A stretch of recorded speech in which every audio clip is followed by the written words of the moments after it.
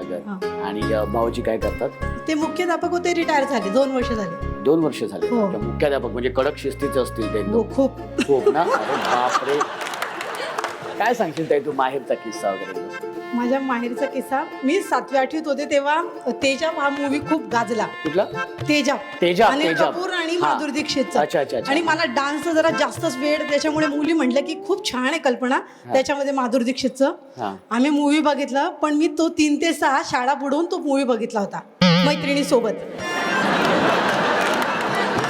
आणि बरोबर 6चा वेळ झाला आणि घरी आले संध्याकाळी जेवणाची ताटं वगैरे आईने घेतली.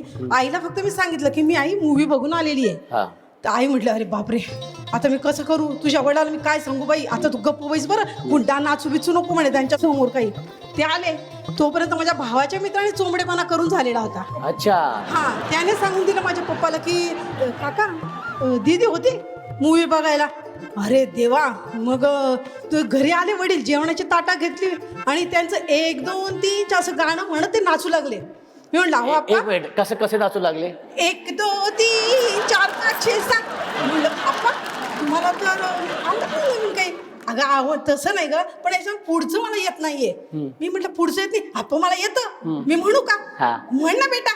मग मी सुरू केलं पुढं, तेरा करू दिन गिन गिन के इंतजार.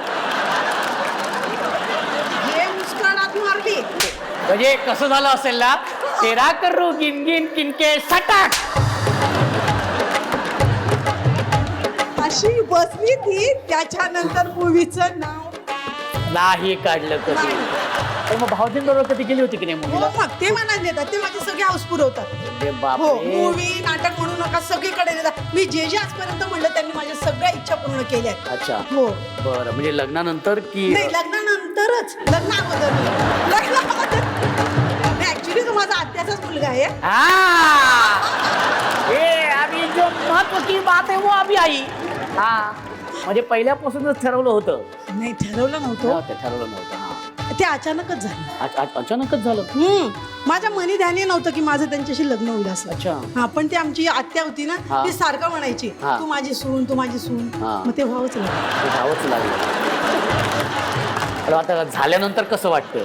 खूप छान. तो डिसिजन एकदम योग्य होता. तो माझ्या आई वडिलांनी घेतलेला होता. आमच्याकडे म्हणजे अशी पद्धत नव्हती मुलीने चॉईस करायचं मुलाला वगैरे. माझे वडील नेहमी म्हणायचे मी तुझ्यासाठी हिराच शोधलाय बेटा, तू खूप खुश राहशील त्यांच्याबरोबर. खरं आज वाटतंय मी खरंच खूप खुश आहे त्यांच्याबरोबर. वडील जाऊन मला 2.5 वर्ष झाले, माझ्या आप्पांना जाऊन. खूप आनंदी सुखी संसार करते मी. थँक्यू आप्पा. एवढंच मी ह्या कार्यक्रमाच्या निमित्ताने त्यांना म्हणेन. खूप सुंदर. सगळ्यांना हसवता रडवलं सुद्धा तू आम्हाला. माहेची हीच तर गंमत येते, हसता हसता कधी डोळ्यातून पाणी येतं कळतच नाही. छान वाटलं तुझ्याशी बोलून आणि छान अगदी म्हातारं म्हणतो अगदी हलकं फुलकं करून टाकलं. खूप छान. आणि जशी आता आहेस ना तशीच राहा. क्या बात आहे. Very good. ताई खूप खूप अभिनंदन तुझं. तू बसू शकतो.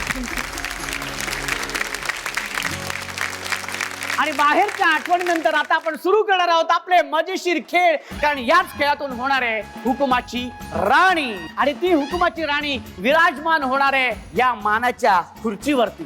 साधी सुधी खुर्ची नाहीये. फक्त कोणाला या खुर्चीवरती विराजमान व्हायचंय मला सांगा, हात वरती करा. सगळ्यांना व्हायचंय.